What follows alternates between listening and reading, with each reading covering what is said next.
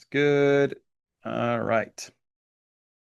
So glad y'all can make it. This is not a production. This is not anything fancy. It's just me going to talk through a bunch of things that I think will help you more long term than like, oh, here's some cool prompts. Good luck. Like that doesn't last very long. So I'm hoping to give you all some deeper insights into what's possible, what's happening, what are people doing, what's coming, especially. I think that's going to be important to have a decent understanding of, um, you know, tech developments are happening. I don't know if you guys have seen the Mythos news, Claude's Mythos model, which, could be real, could be fake, could be a mixed bag of legit capabilities and just made up stuff, right? You never know when it comes to these labs.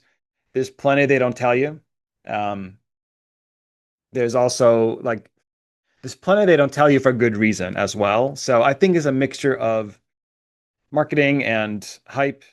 At the same time, there's a lot about Mythos that is real enough. A year from now, things will be very different. And I don't mean to sound cryptic. It's just there's a lot of stuff cooking, and there's a lot of capabilities that have become available a lot faster than people thought. So I have ideas. I have a sense of where things are going. Obviously, no one knows the future exactly. Everything is always different than you imagine it to be. But I think today, the things I'll be sharing today in this live briefing, I think will help you more than, like I said, it's prompts are fine, agents are fine, but they're not the thing that you should be focused on. Like you should be doing these things, right? But I'm going to try to give you insight into capabilities now and that are coming that I think will be helpful for you to understand so that you can make better choices now. And hopefully for you to also make good decisions about your business, where you're going. Um, Lisa has built an AI CEO for e-commerce. Yeah. Gia says CMO for AI SaaS. Totally. Yeah. Cutting down time to onboard. Yeah, there's just a lot you can do. At the same time, I don't know if you guys are seeing this on your end, but at the same time, there's a lot of people that are just generating a lot of markdown files and or chat sessions. And what I'm going to try to encourage you today is to, as soon as possible, emphasize action in your business more than anything. There's a time and place to talk to Claude or ChatGPT and to generate markdown files and to, do all the things. But when it comes down to it, a lot of things people are doing now with large language models and so on is really just a waste of time. So I want to give you a deeper understanding, a deeper strategic view, so that you can make better decisions. Going to kind of really the first thing we're going to do is just really quick get everyone, make sure we're all on the same page about where AI agents are right now. Things that are not hype, what comes next, and why the bottleneck at this point is not capability, and it's not even coordination, even though that's a necessary step to get into. But there's stuff after coordination, meaning like how do you coordinate all these AI tools and agents to do meaningful work? There are other things that you need to pay attention to, which we'll get into. And then I'm going to talk you through a little bit more a bit more in depth on what an architecturally designed business looks like when agents are handling the execution, and then you handling judgment and a bunch of other, how can I put it, higher tier thinking tasks, which eventually models will be good at, as in accurate and as accurate or more accurate than human beings. But it's not like that's not today. It's coming really fast. So it's good to hear that you guys are active in building. That means you're in the right place. And the first thing I want to do is just my assumption is that most of you have seen a lot of agents. And I'm not talking about like Gumloop and Lindy, like these are table stakes, but you have a tremendous amount of options for agents at this point. Victor, Jared, Junior, Deep Agent, Lindy, Emma, Cassidy, Runner, Proxy, Computer, Manus, GenSpark. Like I'm not even putting all of them here. This is just like illustration purposes as to what's available. And these general purpose agents, they're basically meant to do all things, and they do all things kind of well and some things really well, but they're just general purpose, right? But you also have sales and go-to-market agents. Like they're built specifically for sales.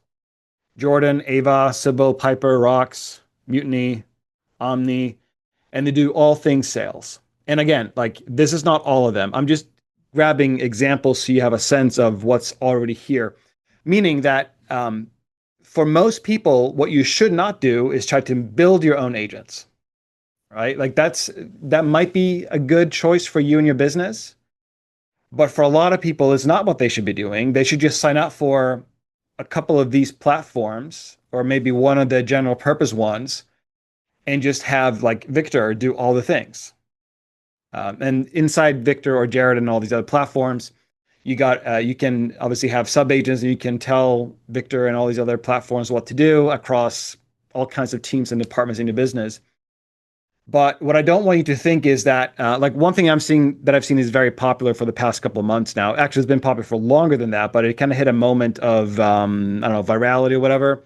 Is combining Claude Code with something like Obsidian or some other markdown file UX UI. And it's like, and people are going, holy cow! Like I can just have Claude Code do all things, all kinds of things with markdown files and maybe MCPs and maybe other connectors. But I also heard from a lot of people who got into that jungle and they go like, after a whole week of talking to Claude Code and with my markdown files, all I have is like 5,000 markdown files and not a whole lot of stuff got done. So I know that's not true for everyone, obviously, but I hear that a lot. And I'm like, you just like, don't worry about the Claude Code. Maybe you should use it, maybe not. Like it's not the only thing and it's not the answer for everyone. But what I don't want you to do is get stuck in the markdown jungle and just generating endless markdown files of ideas and research and intelligence and all this stuff. Like the whole point is for your business to make money at a better profit margin than you are now, and faster and all that stuff, right? So that's why for a lot of people they come to me like, Sam, like help me set up my Claude Code. I need my markdown files. I hear all these people talking about, if I don't do this, it's over for me and breaking news.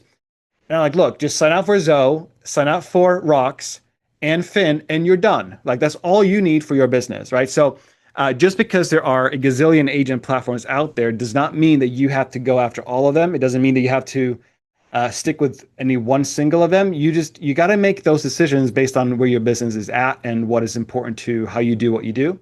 Which I'm gonna, as we get into this, you'll see we'll talk more about that and what that means and how you can make these decisions for yourself. But I just want to like help you guys understand the capability of agents is not the problem. It's not the bottleneck. It's not the question. Like agents are here and they're only getting better and you're only going to have more and more options around agents, more options than you ever thought you needed, right? And more options than you do need. So just to help you understand, like there's a friend of mine that I talked to. He's not a client, but just a friend of mine. He has an e-commerce store, and it's kind of small being that it makes less than $1 million a year. And he has, it's him. He has 3 people on his team, and then a couple contractors. Truly, and like quite literally, they run most of their whole e-com operation on Zoe Computer. It's they have their own setup inside Zoe, and they have their marketing agents, their email marketing agents. It's all hooked up to Shopify. It's all connected to all their stuff. And every couple of weeks, he's like, "Hey Sam, did you see this tool? Did you see this agent?" And I say, "Yeah, I've seen it. I've seen it, heard of it." And he goes, "What do you think? Like, should I switch?" I'm like, "No, just stop. Like, don't switch. Just double down on what's working. That's getting the job done." And don't get distracted by all these agents popping up and all these different ways of using Claude Code with Obsidian or some other UX UI. Again, all those things are great. I'm not saying don't do them, but I am saying it's easy to get distracted and confused and chasing all these different platforms when you really only need probably 3 or 4 choices for agent platforms, if even that. And if my friend whose e-commerce store is at around, I think like 650 a year, so 600,000, 700,000 a year. If he can run like 80% of their whole operation on one single general purpose agent platform, Like, trust you me, you don't need to go very into like the tech and the markdown files and the paper clips and the open clause and try, you don't have to try them all, right? We're not playing Pokemon. It's just like, just pick something that makes sense for your business. And like I said, I'll go into more into what that looks like and how you can decide and what makes sense for you. But just so we're all on the same page, agent capabilities are not the problem. They're not the question. They can do a lot. Can they do everything excellently? No. Like there are still capability, like I don't even know what to call it, roller coaster. Like they can be really good at slides, but then suck at something else. But that those gaps are closing really fast, right? And so the capabilities are there. It's not a question of if they can do something. They probably can. And this is all assuming we're talking about an online business. If you're a plumber and you're on here, then like there's plenty that agents can't do yet, right? But there's also plenty they can. So the capability of agents is commoditized. Like if you have agents now, that's just table stakes. It's not going to be enough to, you might have, like if you're fast with agents and you're good with them, then you might have an advantage for a time compared to your competitors if they're slow. But it's not like you, if you just find the one agent that's going to make it all work, then you win. That's not where we're at. That's not how this works, right? So the one person billion-dollar company is becoming more and more possible.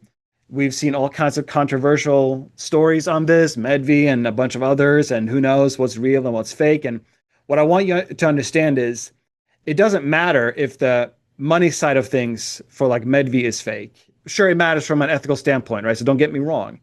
But if all you go is, I knew it was all fake. They use fake doctors, fake reviews, fake this, that, the other thing, then you're missing the point, which is that this one guy was able to do all of that labor with AI tools that would normally take, I don't know, 5 people or more, website, ads, all this stuff, all the things that went into making that e-commerce store and checkout thing and all of that stuff.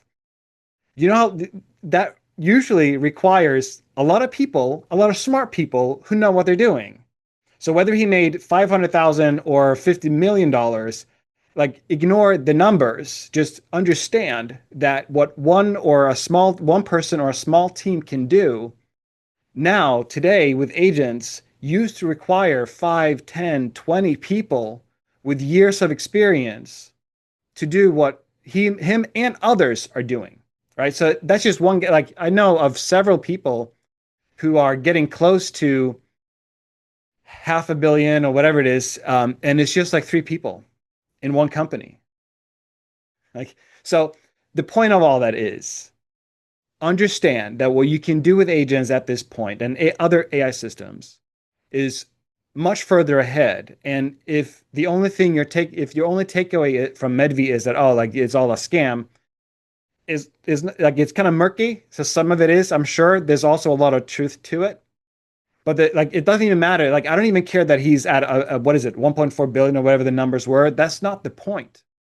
The point is that this one guy with his brother at some point were able to do the work that would otherwise require at least 10 people, probably 20 people with years of experience. So the trajectory is heading there. And there are, I'm sure, companies that are maybe not one person, 1 billion, but less than 10 people, $1 billion company, and they're doing the work of 100 people, them plus AI in different ways, the agent systems, right? So just there's so much available already, and agents aren't going to be the thing anymore. Like if you had agents 2 years ago, 3 years ago that worked, then you had an advantage. At this point, having agents is not the advantage, right? Hopefully that makes sense. And I'm sure I'm preaching to the choir, but like I want this for posterity. Like there's no advantage. Like you got your open clause set up, great, good for you. It's not going to be the thing that makes you win, right? So the capabilities are there. And when you look at the agents, like the map of where they're at, they span the spectrum of capabilities, like anything from impressive demos, like that's where a lot of these are at, just really cool demos, but they need to be someone needs to babysit them. And then you have autonomous and scaled. And so if you look at like general purpose agents, let me kill off of these and just look at that. Most of the general purpose agents are still on this left side of things. None of them are autonomous and scaled yet. Many of them are close to deployed, but still have humans in the loop. So they can't just run forever, right? Maybe a couple of hours to a couple of days. But it's still like you still have to do a lot of manual management of agents. And if you look at sales, like that's moving a little bit closer to deployed and autonomous because they're more narrow as opposed to general purpose. Customer support, like that, the one of the earliest use cases of agents or chatbots, I should say, with LLMs was customer support. And now you have proactive agents handling customer support for all kinds of companies without a human having to do much except just approve and oversee and manage. So coordination is still needed, right? The capabilities, it's all done. Like there's no question that agents can do a lot of work that humans can do. Coordination is still a thing. Like you still have to coordinate the agents that you've got into something useful, into the right work. A lot of people are wasting a lot of time having agents pursue all kinds of, I don't know, rabbit trails that lead nowhere. And if you think you need, depending on your business, right, and what you're doing and how everything in what you do works. But most of you don't need 500 agents doing things, right? Probably not most of you. Um, in fact, the fewer agents you have that are specialized and purpose built and for a good reason why they're there, the better off you are. Because the more agents you have, the more upkeep of their stuff and what they're doing is needed, and a lot more things can go wrong. So, again, no one is talking about agents that can just go off and run and work for months and weeks and autonomously completely. We're getting there, but we're not there yet, right? Like it's coming, but it's not there. So the capabilities is not a problem. The coordination is kind of where things are at, which is that there has to be a human in the loop who manages things and oversees things and approves things and often fixing things because agents they still go off their own, I don't know, they go off somewhere sometimes and just they fail, things don't load, API calls crap out, all that stuff. So no one is saying that agents are fully autonomous yet. They will be, but not yet, right? And so one way for you to just quickly understand, like these are some criteria that you can use to understand where agents are at. And I'm just going to pick one claim, right? So um, AI agent that writes and deploys production code. Has it run more than once on different outputs without someone watching? If the answer is yes, then okay, that's one filter. The answer is no, then like it's close to a demo and it's not close to full deployment. But if yes, then sure, okay.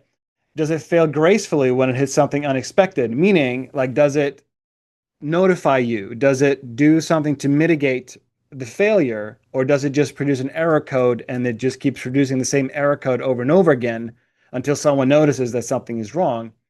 So let's say yes. Like in the answer you're looking for is that yes, it fails gracefully. But even then, would you trust it to run overnight without checking the output in the morning? Like how many of you who have agents can confidently say, you know what, if I leave my agents alone overnight and for a few days, it's all good. Like they're just going to do their thing.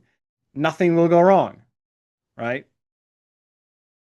So probably not, right? So there's still that capability fog in some sense for a lot of people.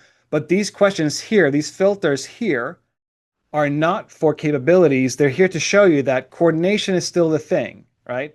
So at this point, if you have agents, most of your time should be spent figuring out the coordination and making sure that agents work together well, right? That if there are issues, you figure out how to solve it and you know how to adjust the agents and configure them differently to mitigate any problems that come up.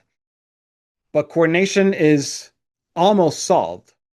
And it's almost solved because your decision making and the changes you make to agents, that layer of capturing that information, if you're using anything from Claude to Lindy to even N8M probably, but a bunch of these platforms, these companies are capturing your decision making. So they know when an agent fails, and then they know what you did to fix it, and then it works again. And so to solve coordination, all you need is a sufficiently large data set of previous examples of a human coordinating agents that can be used together with large language models to then make sure the agents are configured better autonomously and without your input, right? The point is that if you've had an agent for a couple months, that agent is supposed to be getting better, meaning you should have fewer and fewer problems with the agent that you have if you do it correctly. If you have an agent that keeps messing up and it keeps failing over and over again in the same way for weeks, then something is wrong. Coordination is what's wrong. But solving coordination is not the only thing that you have to keep in mind and solve for. It'll just make your agents perform and do the tasks that they're supposed to do. Okay? Does that make sense so far what I'm saying? Like capability is not a problem. Coordination is to some degree. Some agents, if they're specialized enough, can run very well, but still there's got to be a human involved. At the same time, coordination will largely be solved at the latest at the end of this year. Meaning that you're going to get to a point where something like Cassidy or GenSpark or Junior or whatever these are, at some point in the next year or so, or less than a year, end of this year, they're going to be proactive themselves, and you're not going to need to correct them because they'll have enough data, training data on how problems have been solved. That'll be a part of their context and their configuration so that agents will proactively solve their own problems instead of a human solving it for them. And that's coordination. So by the end of this year, the coordination issue will largely be solved, meaning that not for all agents everywhere at all time, like some of these platforms are better than others at figuring that out, but it'll be entirely possible to define agents, connect them to tools, connect them to knowledge bases and everything else. And then instead of you having to step in at some point, the agents will problem solve themselves. They'll self-correct, if that makes sense. Okay. So that's coming real fast. So if you were hoping that I just need to be a better agent manager, if you're hoping that was going to be the thing that'll make your business finally work, probably not. Like it's a good thing if you are good at managing agents, but it's not necessarily going to be the thing that'll last you for the next few years. And if you're hoping or planning to be in business for more than a year, then coordination needs to be on your agenda, but you're going to have to start looking beyond just coordination because that'll soon largely be solved. As in, a human won't need to fix agents anymore. Agents will fix themselves. And these platforms will have that built in and baked in to what they're doing. So the issue then is not capabilities, is not coordination, even though that's an important thing that you're going to have to do. But I'm trying to give you something that you can keep in mind for the next 12 months plus, not just stuff that'll work for the next 30 days. So you have all these different tools, and all have different contexts. Like you might have an agent for support, onboarding, monitoring, follow-up, content, maybe outreach, like all these different capabilities, tools, and agents hanging around doing work. And you're a human being, so maybe you have a team, and so everyone is just managing agents and checking outputs. So, but it's all scattered. Okay. That's where a lot of people are at. I would say like 80% of business using agents are here. Like they're doing a ton of stuff, but it's very scattered. Coordinated is literally what we just said. Coordination.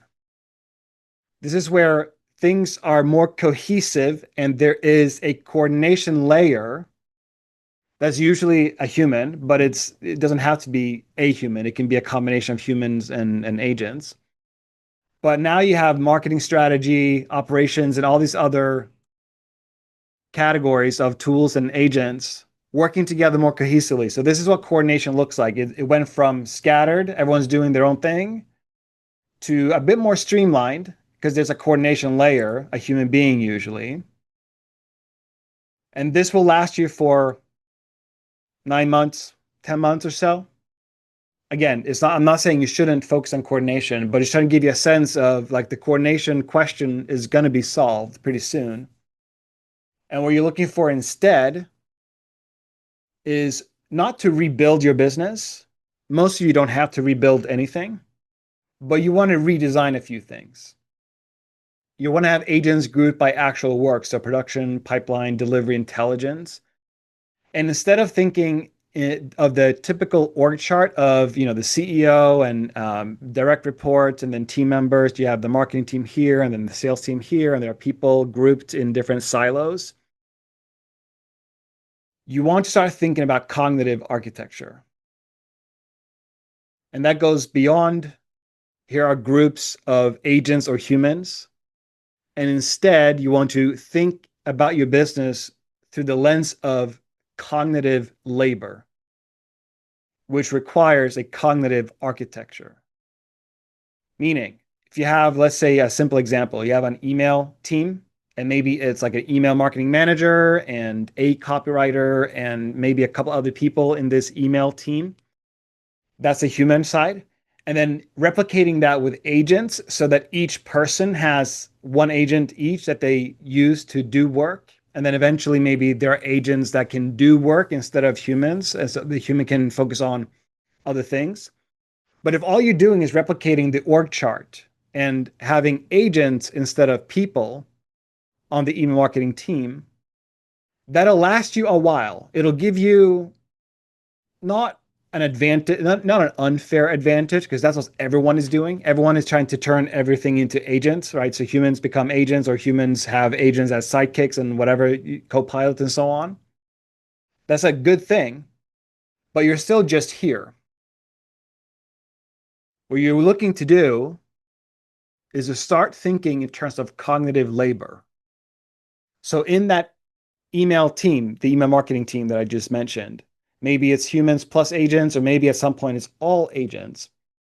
But instead of thinking of agents as doing the work according to an assigned role, or humans doing work according to an assigned role and position that they're in, you want to design your agent flows and agent work around the cognitive labor that goes into, in this example, email marketing.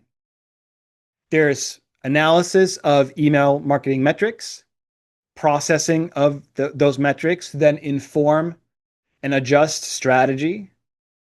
That strategy in turn produces outputs in terms of emails, email campaigns, down to subject lines and call to actions and everything else.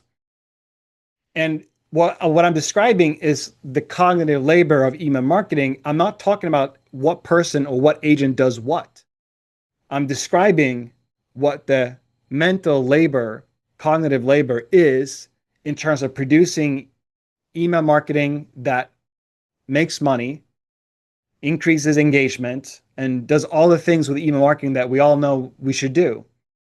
More open rates to whatever extent you can track it, higher click-through rates, happier subscribers, engaged subscribers, segmentation, all the good stuff. And email marketing that produces an ROI, a return on the investment, right? So it should be making money. But instead of thinking of that as happening because you have people and agents, you want to think of what is the cognitive, the mental labor, the intelligence labor that goes into high-performing email marketing. Not just we're just going to have emails being sent, but you specifically want to ask yourself, and maybe you're not looking at email marketing in your business, you're looking at some other team or category of work. Whatever the category of work is that you're thinking of, the question you want to ask yourself is, what does a high-performing, in my example, email marketing look like? Like every month we expect to have what? Like what's the open rates, click-through rates, revenue per email, revenue per subscriber? And once you understand what you're aiming for, you work your way backwards from that outcome and think about what is the mental, cognitive labor needed to get done by whoever. We're not even asking about whoever yet. We're only looking at what is the intelligence needed for that outcome to happen. Which means, and I'm going to maybe sound crude, you probably wouldn't hire stupid people, right? So there's a level of intelligence needed for the outcomes to happen. Same thing with agents. You probably don't want to hook up your email copywriter agent to ChatGPT 3.5. Like that's, you probably can't even anymore. The model probably doesn't even exist. So your email copywriter needs a level of intelligence to be able to do the work necessary to produce the outcome of higher open rates, higher click-through rates, and everything else. You need to go from thinking about people and agents. They'll still be around. I'm not saying they're all going to go away. I'm saying stop thinking about what role an agent or a person has and start thinking about the cognitive architecture that has to be in place in order for the outcome to be produced, whatever that outcome is, however you've defined it inside your business, right? I used email marketing as an example. You all tracking so far? Anything about what I've said that's unclear? Any questions so far before I go deeper and confuse more people? If not, I'll just keep going. Clear, clear, clear. Sweet. Go deeper. Okay. I'm gonna, Brian. No, Travis, no. Cognitive architecture is not ontology. We're going to get to ontology. And I hope you're loaded up with your shots, Travis. For every time I say it, you have to do 3 shots. Everyone else can do 1. So anyway, cognitive architect deal. Yeah. Cognitive architecture is, in a very practical sense, as it exists on a computer, we are talking about folders, files, and structured knowledge. You can also think of cognitive architecture as a literal database, like Postgres database or any of the other many, many options for a database. So we are talking about structured information. A bunch of markdown files is not exactly a cognitive architecture. It is part of a cognitive architecture, but it's not all there is to an architecture like that. So this is the context layer between you and every AI system or agent in your business. It's a shared context layer. So Travis asked, cognitive architecture is how you structure Obsidian. It's 50% of how you structure Obsidian or something else. I'm going to get into what really makes that cognitive architecture. I'm starting with the architecture piece, which is like how you would structure Obsidian or any database of any kind, any folders, files, and everything else. But I'm going to then get into the cognitive aspect, which is not just folders and files, right? So you're halfway there, which means that, and we're getting into ontology in a minute, but the cognitive architecture is your ontology externalized.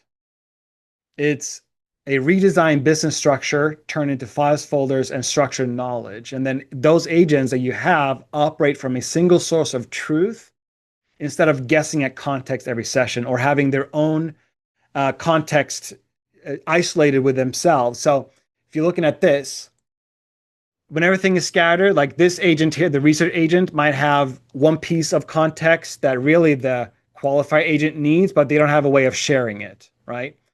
And so redesign is when everything is, you have a shared cognitive architecture. And there are a few different, like, just to help you like see what I'm talking about before I get into some of the deeper cognitive stuff. Agents.md is becoming a universal standard. Claude.md is what most people use if you use Claude. It's really just a system prompt for Claude specifically, whereas agents.md is more of a universal standard that can be used for Claude, ChatGPT, or other models and in other systems. But it's basically a description for when this markdown file, Claude or agents, get hooked up to a large language model, it gives the large language model a set of behaviors and rules and restrictions so that it can perform the work at hand without going off the rails.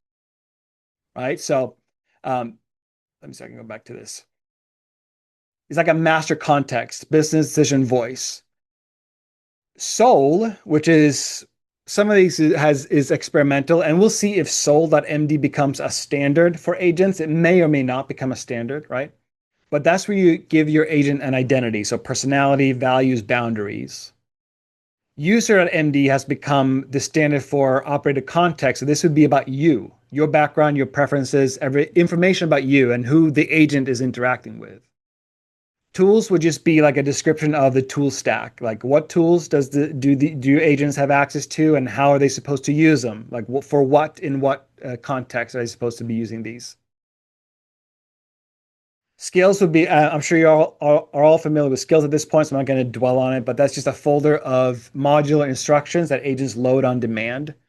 Context would be literally what it sounds like: business knowledge, avatars, offers, processes, any kind of business context. Ariel, no. User MD is not the same as Cortex MD. Cortex MD would be a combination of probably user, tools, skills, and context. We can get into that a bit more, Ariel, later, but just so you're not confused, user and context or Cortex are not the same. Examples would be real examples of good outputs, bad outputs, like of what these agents are supposed to be doing, examples of it. Memory will be persistent memory. So patterns learned over time so that agents don't quote unquote forget, so to speak, the next time you use them. So a shared memory of things done and how it went. And really when it comes down to it, before I get into heartbeat and so on, all of these things here that I'm highlighting are just subsets of a larger information architecture. And you can really call them whatever you want. Except like skills has become a standard. So that's going to, like, if you have a skill.md, like keep it as skill.md. But when it comes to context, examples, and memory, these categories are fluid so that as long as you just have a general label like memory, inside the memory file, it really doesn't matter what is here as long as it looks and resembles something that would be a memory for a human being. So you might have a long-term memory section, you might have a preference memory, client memory, performance memory, what didn't work. But it's not like if your memory file does not look exactly like this, it's not like your stuff is not going to work. Large language models are very flexible. So as long as your descriptions and the titles you give stuff inside a file just makes logical sense, you're good, right? So you don't have to have these sections. You can have more, you can have fewer. Just so you all understand, like there's no exact wording needed as long as you're describing things in a logical way, right? Heartbeat would be something like scheduled task. This is more of an OpenClaw thing, which is that you give OpenClaw, and I think other agent frameworks might use a similar thing. It's just a file that has scheduled tasks and recurring operations. You don't need a heartbeat file. You can solve this through other ways. If you use something like a linear gum loop, these are just triggers, like a weekly schedule even, right? So these are just example of things that belong inside a cognitive architecture. So you guys understand what I'm talking about. You probably want to have an agent team map so that your agents understand who the teammates are if you have more agents than one. And it's just a description of what agents are around, what agents are on the team, who they are, what folder they live in, like what their names are, stuff like that. But this right here will be the architecture piece, which is like 50% there. What makes this a cognitive architecture? Anyone guess? Anyone want to guess what makes it a cognitive architecture before I tell you what it is? What would make all of these files and folders cognitive? One file per cognitive function? Nope. Coordinated, says Sean. That's part of it, but not the exact answer. Linked together, Daniel says. Almost. One ring to rule them all. Yeah. Precious. All work together. All good guesses. And they're pieces of what you're saying in it, in the answer. The answer, what makes it cognitive, is what thought processes, WD-40. Thanks, Chris. That's great. The answer is to what makes it cognitive is what thought processes do agents make use of? In other words, what mental models do you give them to do the work that they're doing? In further other words, what thoughts should they think? When should they think them? And how much importance do each thought have? is basically giving agents the capability of reasoning, which you need a large language model for that, obviously. And agents are like, you can't have an agent without a large language model. But you need to give, like, so in your, let's say, Claude or even the agents.md file, what you need to have in here, and I'm going to cover this in more depth later, but you need to have a section in here. The decision boundaries gets close to it, but you want to have a section that's basically thought patterns. So instead of decision boundaries, it says thought patterns. And all that is to start, you can get more complex with this and agents will perform better. But if you're not, as a human being, keeping a decision journal throughout your week as to what decisions you made, how you evaluated options, how you made the decision, and what you finally decided on, which can just be a paragraph or a few sentences. Like, easy example from the email marketing. You as a human being, you go, okay, today I reviewed our last 7 days of email campaign. We sent out 5 emails. The subject line that won were these 3 subject lines, but all emails had a low click-through rate. My thinking around why that is because when I look at our call to actions links and so on in the email body, they all seem weak. There's no urgency. There's no value. They seem weak. If you just spend 10 minutes at the end of every day or throughout the day, you can speak this to your computer so it just transcribes it. But what you want to do is capture your thought patterns on the work that you're doing. And as you're reviewing things, even reviewing agent work, you want to start collecting your decisions that you've made throughout any given day. Whether you do that at the end of the day, middle of the day, it doesn't matter. But you want to start collecting thought patterns that you've had around the work that is happening in your business, around whatever category it is: email, ads, content, client services, SaaS, like bug squashing in software, whatever it is. These thought patterns are what you want to capture, because those thought patterns, once you have enough of them, after about 3 weeks or a month, if you do this daily, you'll have enough to give your agents a higher level of intelligence. You'll be able to give your agents cognition in a way that is very hard for your competitors to replicate and is very hard for anyone else to steal. Quick check. Is what I'm saying making sense? Any questions on what I've said? Do you understand what I'm talking about when I'm talking about thought patterns, decision journaling, capturing your thoughts? These need to be captured. Again, you're not looking to write yourself a novel every day. A few sentences, a couple paragraphs. Brian says that assumes your thought patterns are ideal. And no, they don't have to be ideal. Because once you have enough of them, and you're not doing this once. This is a continuing process of you doing this, which means they don't have to be ideal. Because once you have a large body of them, and then you continue to adjust your agents and new information comes in and you process that information, because you're not looking to do this once and never do it again, they don't have to be ideal. Because through the use of those and the collection of them all, over time, the averages of decisions being made will go up. You will learn to make better decisions by just logging your decisions. Obviously, if you are a poor decision maker and you keep messing up, then your business will fail. But the problem is not that your thought patterns that you captured, the problem is not that you captured them. The problem is that you made stupid decisions in your business. There ain't no agent or AI in the world that so far will save you from your own stupidity. And again, I'm not saying you are stupid. I'm saying, like, if you're making dumb decisions, like, what is it?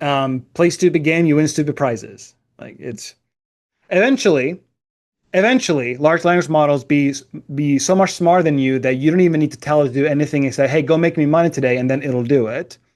But when that happens, like, you have other problems to deal with, and don't worry about what I'm talking about, right?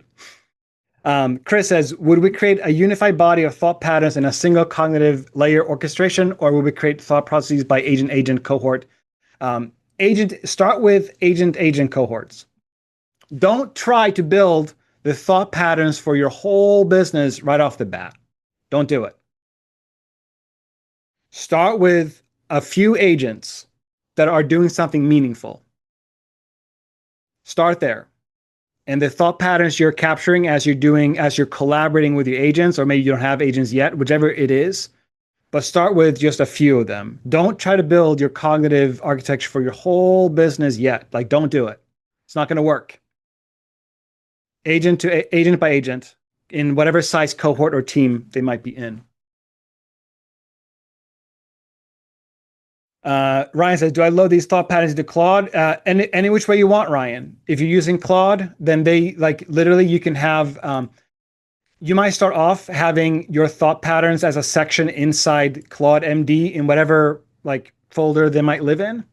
Eventually, you will have, and you can call your MD file of thought patterns whatever you want. Thoughts.md, thought patterns.md. It doesn't matter as long as it's defined somewhere.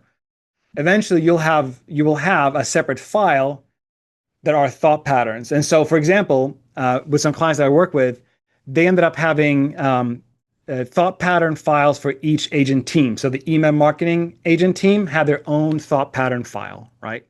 Which was different from their paid ads media buying agents, which were different from their support agents. Does that make sense? I hope so. Katie, so like an email agent and a marketing agent, then create a cognitive architecture for both of those. Yes. Think in terms of how different are the cognitive labors involved. The email agent and marketing agent, they might share similar works, similar tasks, but they should be different enough that they have different set of tasks for themselves. So the email agent should be doing stuff that the marketing agent doesn't do, and vice versa. And so you want to have thought patterns for each. Again, you're not creating a big file yet. You literally start with just a section inside your claude.md, thought patterns. That's where you start. Sean asks, aren't we limited by our own ability to execute good judgment? I know this sounds obvious, but my zone of genius only covers certain business functions. Do I need to get other people's genius in? Yeah, blah, blah, blah. Yes. If you know yourself and you know that you don't excel in certain areas of business, humans are necessary, and they will be for a long time. Ideally, you hire a superstar to handle, let's say, email marketing, and his or her thought patterns is what you tell them, that human being, to capture. Okay? So, if you know that you suck at support, don't capture your thought patterns around support, because you might hate people who ask for help. You don't want your agent to have thoughts around killing people. Okay? So if you know yourself, you know there are areas where you're not good, hire someone who is, maybe it's a contractor, make it part of the work that he or she is supposed to capture how they make decisions throughout the day or the week. Okay? Make sense, everyone? So far? Any questions? By the resounding silence, I take no. Quick way to just illustrate some of this. A client of mine, they were a B2B SaaS positioning consultancy. So they, small team, just a founder and 3 contractors. Their pricing model was that they did 8 weeks positioning sprints with other SaaS, B2B SaaS companies. And they charged 45K flat. They've been around for 4 years. Revenue is pretty good, 1.4. They obviously had other things they sold, but this was their flagship flagship offer, right? After we redesigned their business according to a cognitive architecture that had a bunch of these different things in it, including the thought patterns that I shared with you, and there's more, but just for timing, I'm only focusing on the thought patterns, right? We did all this with them. We gave them we helped them build out a cognitive architecture, which increased their engagement capacity without adding headcount. Their revenue jumped quite a lot because with the agents and the work they had, they were able to get a lot more quality work done.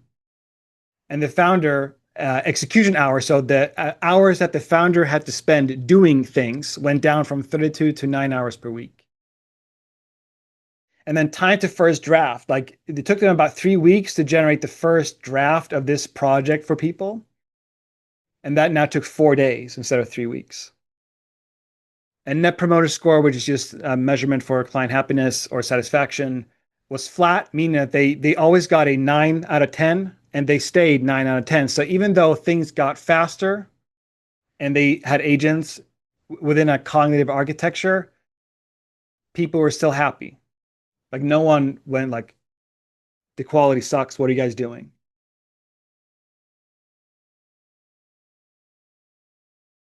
The state that they started in, they had about 12 tools, zero shared context. Everything was just spread across the board.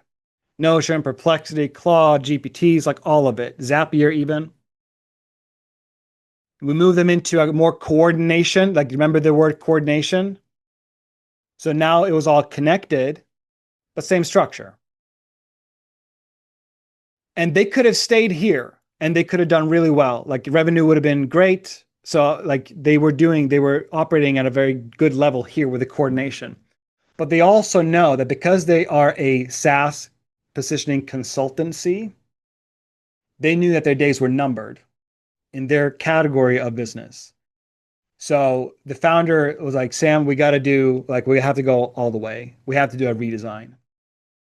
And so we redesigned everything about their business to be focused around a cognitive architecture. One sole entity per agent, only 18 skill files. So if you're here and you have like hundreds of skill files, I hope you're using them all. But you probably don't need 100 skill files. You know what I mean? Like there's probably a lot of just excess that you just don't need. A single memory layer, 7 units, 3 agents produce, 1 processes, 1 maintains, 1 monitors, 1 orchestrates, and then the cognitive architecture beneath. So they decomposed by nature of work. This is what I mean by cognitive, like your work needs to be defined by the cognitive labor, not by the role. They have 3 roles: founder, copyrighted strategist, and a dozen scattered tools. Then we redesigned their structure around the 7 work units. So as a project is done, specifically, we're talking about their flagship model. Right? They had other offers, but we're talking about this one, right? To get that work done, there were 7 units of cognitive labor involved: research, positioning, messaging, drafting, reviewing, engagement memory, signal scanner, and a studio chief of staff. These were the 7 units of cognitive labor. And once they were clear on what cognitive labor was involved in doing the work, they redesigned the agents around it. The mistake a lot of people make is to go, oh crap, to get our work done, we need like 15 agents, 20 agents. And maybe that's true for you. I don't know your business, like as we're talking. But they didn't need 20 agents to get the work done. They needed 7 of them. 7 agents is a lot easier to maintain and to work with than 30 agents. It gets to be a bit much.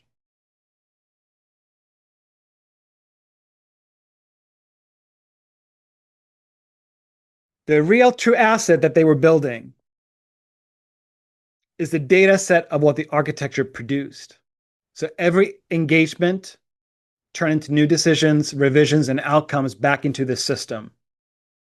Every week, the agents got smarter because the thought pattern capture that I mentioned and a few other things that we might get into later, continually capturing thought patterns to improve and make the agents perform better. First month, it was all set up, architecture built from the start. Month 2, the first patterns. So they didn't, go from 0 to 7 agents, right, like that overnight.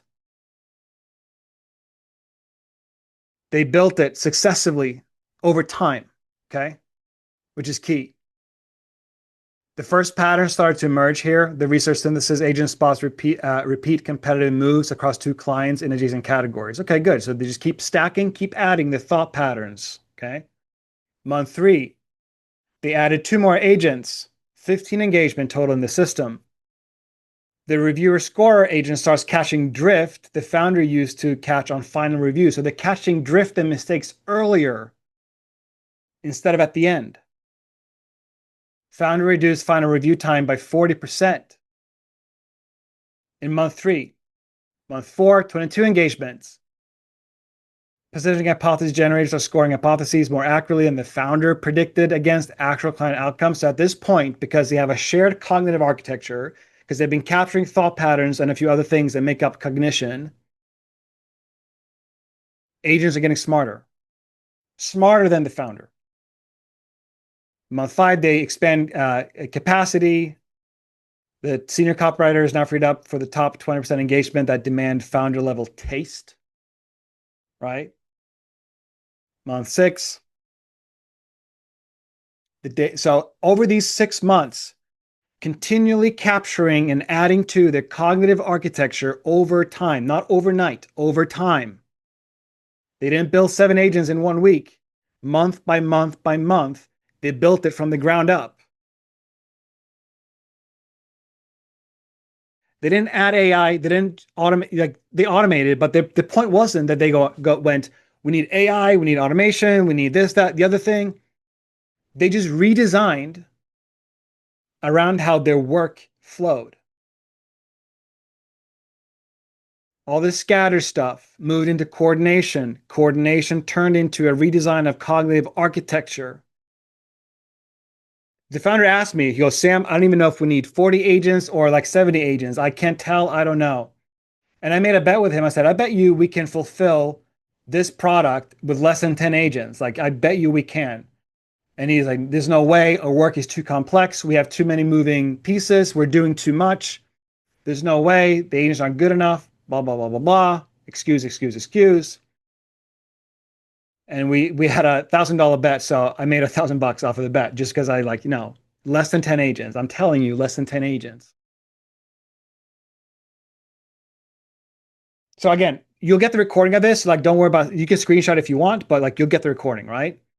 But just understand that these agents are organized, designed, and built around cognitive labor with a cognitive architecture as the support. And as part of that cognitive architecture, thought patterns is one type of cognition that you need. And there are 8 more, but that's for another day. Any questions on what I've said? Katie says, so if we don't have any agents set up yet, how do we think about starting? I have an educational content business and I think I could use 3 or 4 agents. I think marketing is the easiest place to start. Yes, Katie, I would say marketing is the easiest place to start, assuming you do online marketing, right? That would be the easiest place to start. I would start with low-hanging fruit of repetitive tasks that you guys keep having to do. Like if you have a content calendar, I don't even know, like I don't know what you do for marketing, right? But repetitive, low-hanging fruit tasks. Things that a human being can do without having to be 100% immersed in the work. Like there's some marketing that just needs to get done and it doesn't require a PhD level of intellect, right? So start with marketing agents, Katie.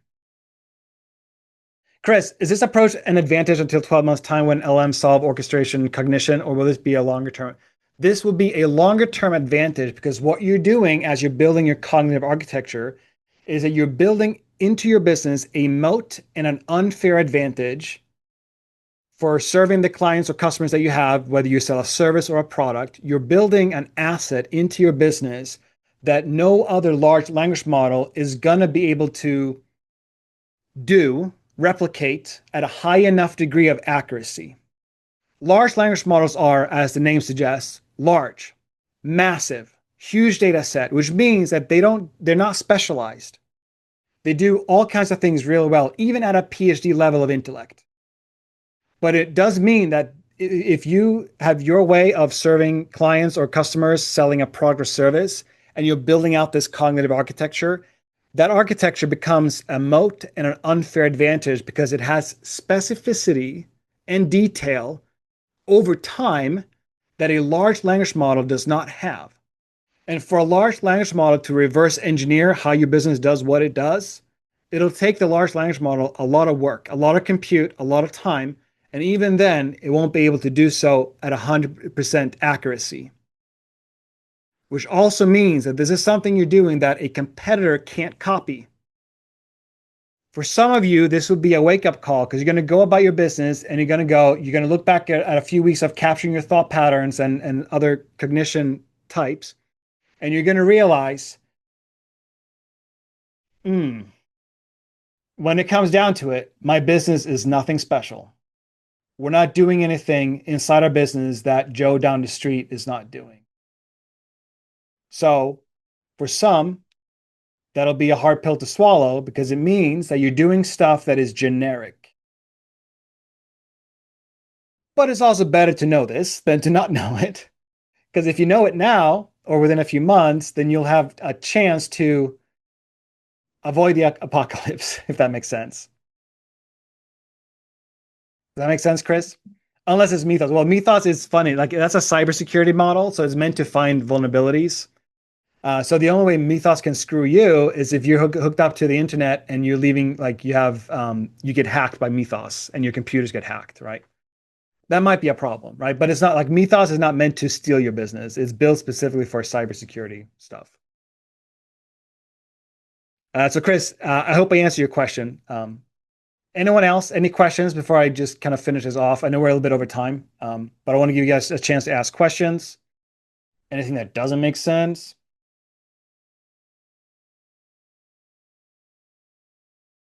Cool. I'm going to finish off with two things, I think. Where everything's heading in the next 6 to 12 months. And you got to start building this. Like this enough. I've given you enough information now so you can go and do this on your own if you wanted to, right? So just, Maturity ladder. Where on this are you? Is the work that you do reactive? Humans do the work, agents get asked one-off questions or they deal with small tasks.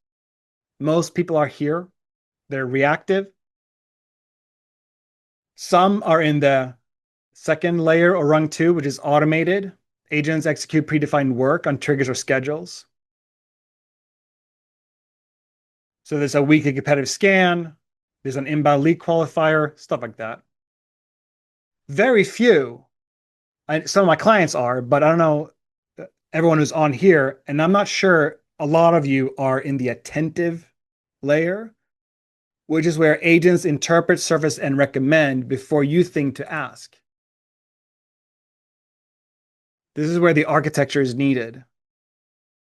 So you have agents watching the business, competitors, client signals, pipeline stuff. Okay. Where you want to get to, which is almost nobody is here, is when agents act within authorized boundaries, they learn and adapt on their own.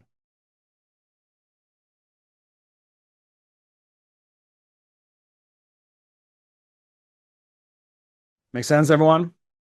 So this autonomous level is coming.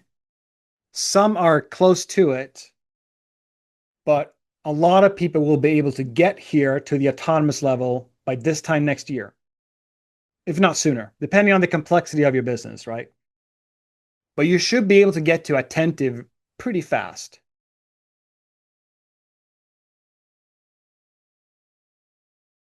Each rung requires the one below it, right? So you can't go from reactive to autonomous. Ain't gonna happen. Right? And you need the automated layer before you get to the attentive layer. So if you're here or here, you're heading in the right direction. You want to move to attentive as soon as you can. Which again, it's an agent that interprets services and recommends before you think about doing so. The next 12 months, what we're seeing is that agent-to-agent protocols are getting real as in they're going to mature. So MCP went from a novelty to a standard inside 12 months. Agents.md is one out of several standards that people are trying to make become a standard. So whether it's agents.md or something else, agent-to-agent protocols are turning into real, actual things, meaning that there'll be protocols for agents to communicate with each other. And in a way that you don't have to figure out how my agent is going to talk to Bob's agent. Agents will figure that out. The data set becomes unbridgeable, meaning that if you started this 6 months ago, you have 6 months of deployment data. So thought patterns and a bunch of other cognitive patterns that maybe we have time to get into later or some other time, but whatever. There's more than thought patterns. Thought patterns is where you want to start. But if you had 6 months of this, you're already ahead with decisions, revisions, and outcomes. If you start today, you can catch up to automated in a few weeks, but attentive and autonomous level require a real data set of cognition. And a data set that is cognition around your business and your customers and how you do things. No one can buy that unless you sell it. And it's hard or impossible for someone to copy. Again, I'm not saying like your SaaS can't be copied. If you have a software, you can probably be copied. But the cognition around your software, the architecture around your software is the thing that is of value and which is hard or impossible to copy. Agents are going to start making strategic decisions on their own. So all these labs building agents and models and so on, they have agents making decisions on their own. And inside research labs, you have agents able to run on their own without failing unless it's like a technical failure, like the API call dropped or something, running at 9 days. And that length of time of an agent operating and doing things autonomously without a human input is growing. And they'll start making strategic decisions. Meaning, just to illustrate really simple, my email agent team will have like a agent, manager, email agent manager that is itself an agent. And I can just tell the email agent and say, look, this quarter, our email list needs to make 500,000. We need to double our open rates and we need to figure out how to like double our click-through rates. The agent will be able to orchestrate and figure out how to make those numbers happen together with the agents that that agent has on its team. So you, as the owner or manager of some kind, your job is literally strategy and decision-making, judgment. And you better capture your decision-making at that level because the decisions you capture, the way I described it before, go in to feed and improve the agents that you've got. So ceiling a small team keeps rising, meaning that the one-person billion-dollar companies are going to go from thought experiment to an active, actual, legit thing. Not using scams, right? Like they're going to be companies that are one-person billion-dollar companies without the scams, without the fake stuff, right? What does handling judgment look like? Your job is judgment call, decision-making, thought patterns, strategic taste, knowing what to build and what to ignore, pattern recognition from your own deployment data, what's working, what's not working, orchestration, which is another word for coordination, running the agent team and not the work. And the agent team needs to operate according to cognitive labor viewpoint as opposed to silo of roles. Right now is probably the cheapest and fastest it'll ever be to build this architecture. The tools are mature, the patterns are falling into place, and the capabilities are there. A year from now, it's going to cost you more to do so. Competitors will already be doing it. Very few are doing this right now, by the way. Like this is not common, what I'm describing. People are catching on and more are doing it.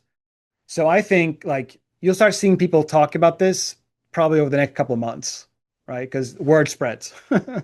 Maybe someone will watch this and then start talking about it. Who knows? The point is that my recommendation to you is that you start working on this now, today, this week. Instead of thinking in terms of just folders and markdown files, start thinking about the next layer, which is cognition. The architecture, like I said, is just the files and folders and structured knowledge. That's the architecture. But the cognition are things like thought patterns and other types of cognition that make sense for your business. These are the things you want to capture and make use of and add to your agents and add to the work that's being done. Does this make sense?